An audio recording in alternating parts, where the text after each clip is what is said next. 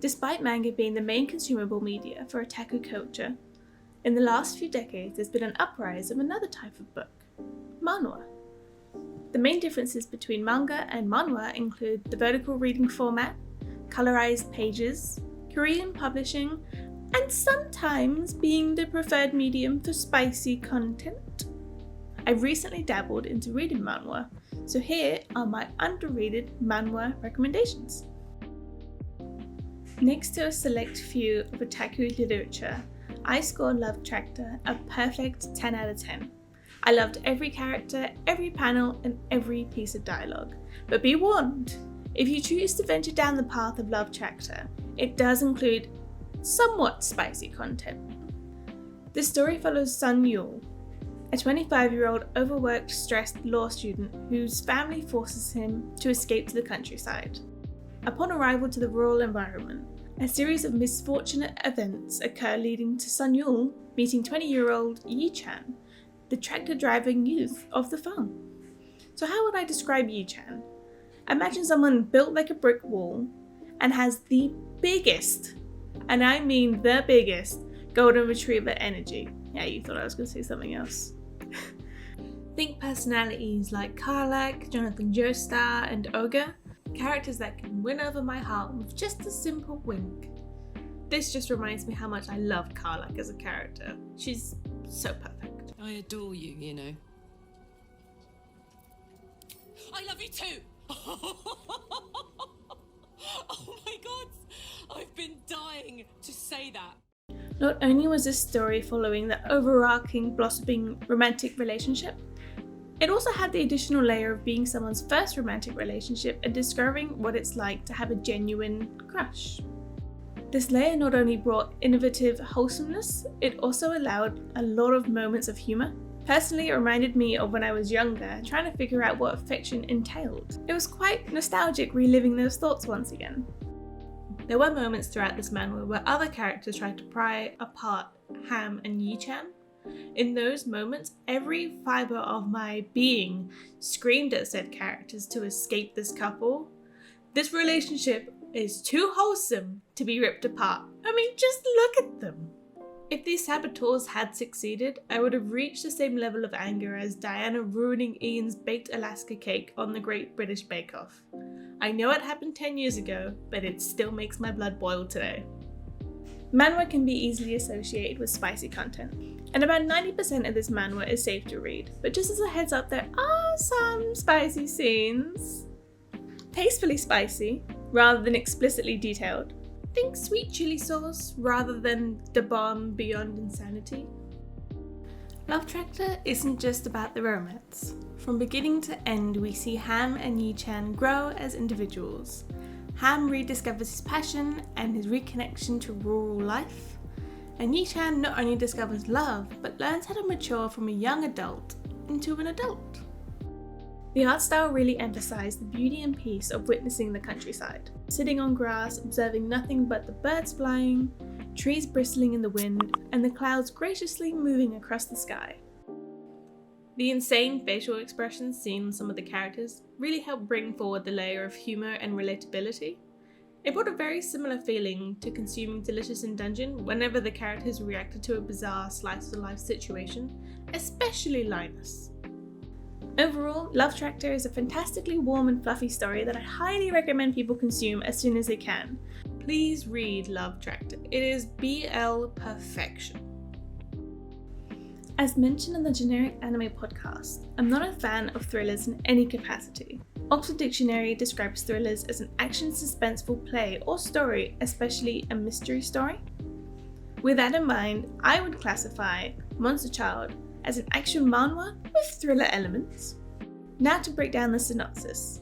It starts by following a runaway student named Charlie, who was hired by a dubious individual that promised Charlie large sums of money just to perform a simple job.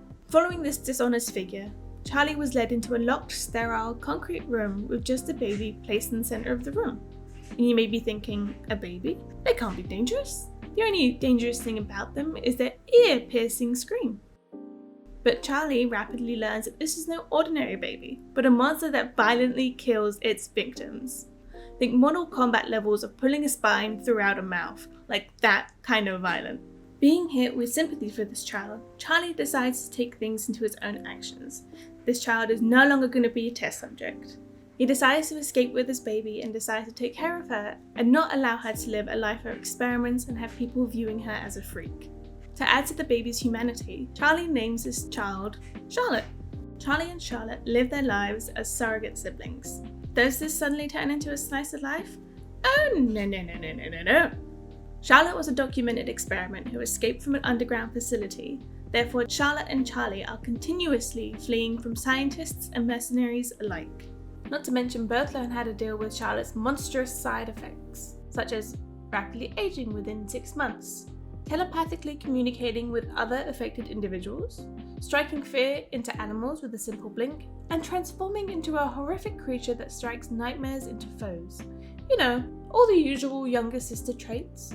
While reading this, I was literally on the edge of my seat in anticipation. The writer did an excellent job of creating unpredictable narratives. Just when I figured out how the characters were about to get out of a situation, the writer smacked me in the face and presented me with a brand new path that I didn't see coming. On the flip side, this story shows the wholesomeness of Charlotte and Charlie bonding with one another. We see them having siblingly banter, growing from their past traumatic experiences, and just figuring out how to normally fit in with society. That is, when Charlotte isn't channeling her inner demon. Due to reading this story with a high level of anticipation, I read through each chapter quite rapidly. Once the narrative ended, I was left wanting more. I needed to know what happened next. I won't spoil anything, however, it's fair to say that there's not too much wiggle room for this manhwa to have a part 2. Just writing the script for this video had me reminiscing about how thrilling this story was. Visually, this manhwa definitely utilized the vertical reading format. The slow reveal on what happens next adds to the suspense of the story, which otherwise would be missing turning into a double-page spread of multiple panels on a manga. Aesthetically, Monster Child achieved a monochromatic art style, an art style that is not often seen in manhwa. We're really able to focus in on the characters and not be distracted by colourful scenery or eccentric outfits. The only colours that are used are this general green tone seen across the whole manhwa, as well as the occasional splash of red to really highlight extreme emotional moments. The opening scene shared between Charlie and Charlotte wandering around a zoo really reminded me of the dinosaur museum scene in The Last of Us Part 2. The duo attempting to live ordinary lives and forgetting about the impending doom that shadows over them. They're just having fun, being goofs. But overall, this was an extremely thrilling action science fiction adventure, filled with passionate characters, striking visuals, and intense narratives. So you should definitely go read Monster Child when you get the chance. Navillera, Like a Butterfly. The first piece of literature that actually brought me to tears. Across all 300 plus manga that I've read, there was never a point where I felt like some words and some colourful pictures could make me cry until I read this manhwa. I had a moment where I just had to sit alone and digest what I was consuming while tears ran down my face. After a death of a dear friend, Mr. Shim reevaluates his life and motivates himself to pursue a dream that he had never had the opportunity to do so in his life. Most elder gentlemen choose to pursue hobbies such as golf, fishing, hiking, but not Mr. Shim. Mr. Shim chose to elegantly leap into the art of ballet. During his education, Mr. Shim not only has a disappointed reaction coming from his family members, but he also has to deal with the physical pain that comes with ballet and the negative repercussions of the mortal elder body. But thankfully, Mr. Shim uses this destructive environment to only light his passion for ballet even further. My knowledge of ballet definitely expanded during my reading experience.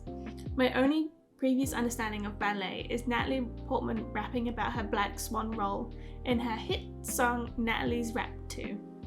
This manhwa continuously reminds the reader to never give up on your dreams no matter the hurdle.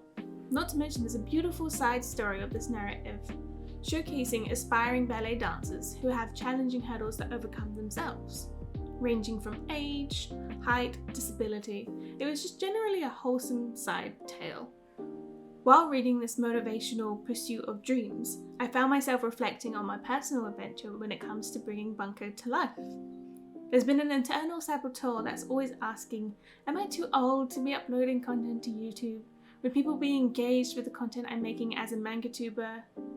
But I had to continuously remind myself, even to this day, to not get consumed by comparing myself to others, and that I started this channel just to have fun, sharing my bizarre and unusual takes on otaku literature. Much like Monster Child, the vertical manhwa reading format definitely enhanced the flow of movement when the characters were performing their ballet routines. It was focused to scope in nature when scrolling rapidly during the dance sequences. This manhwa will leave you with a whole new perspective on ballet. It's not just a type of dance.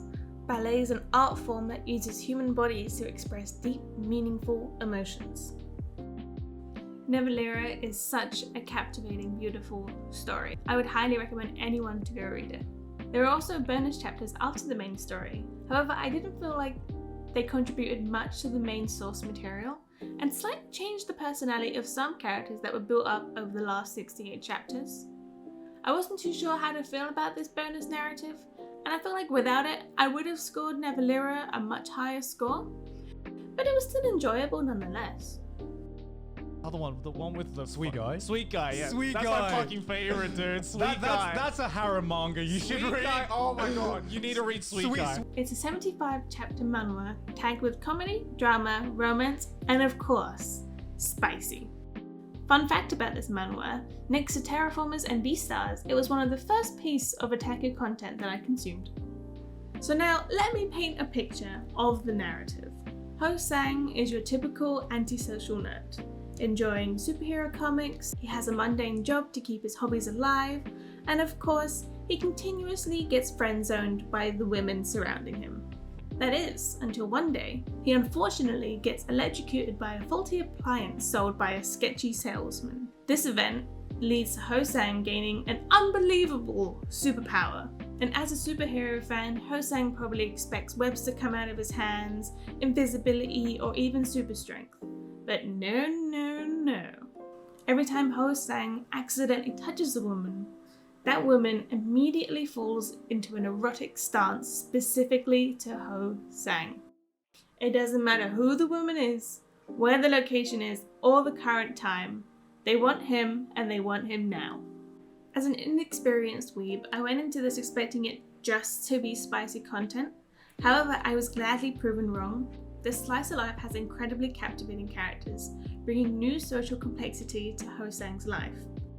Not to mention, the actual plot, and not the plot, went into a thrilling, unexpected direction. I ended up skipping most of the spicy panels just so I could get back to the overarching plot. Not to mention the numerous moments where I found myself laughing out loud from the bizarre situations Ho-sang stumbled into. Sweet Guy has to have one of the most bizarre endings I have ever read. I was left bewildered after the final boss encounter, and that's saying a lot, seeing I've consumed so much manhwa and manga, including This Gorilla Will Die in One Day and Mushroom Girls in Love. So why did I enjoy this manhwa so much? Was it because of the spicy content? No. Was it because of the profound cameo costumes found in chapter 16? Nope, but they were beautiful. It was because Sweet Guy never took itself seriously and was self-aware of the ridiculous, obscure premise. It was having a good time, so we had a good time. And you could tell the mangaka had a lot of fun making it. However, after reading this, I have unintentionally shot myself in the foot, as Sweet Guy has set such an obscenely high bar for spicy content that I can read in the future. If you just want some goofs and some laughs and you don't mind spicy content, you have to read this manhwa. So those have been my underrated manhwa recommendations. Other honourable manhwa recommendations include Bastard and Solo Leveling. However, they're very popular within the manga community, so I decided to leave them off this list. Fingers crossed you enjoy these recommendations. Let me know if there are any other underrated manhwa you think I should read in the future. I thoroughly look forward to continuing my adventure into Korean manga, both ecchi and wholesome alike. It's such a fun adventure to be in. So with that, I wish you sayonara. Bye!